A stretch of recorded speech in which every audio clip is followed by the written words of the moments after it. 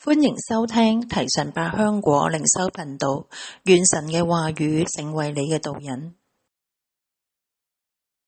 詩篇第100篇1至5節，頌讚之詩。普天下當向耶和華歡呼，你們當樂意事奉耶和華，當來向他歌唱。你們當曉得耶和華是神，我們是他造的，也是屬他的。我們是他的民，也是他草場的羊。當稱謝進入他的門，當讚美進入他的院，當感謝他，稱頌他的名。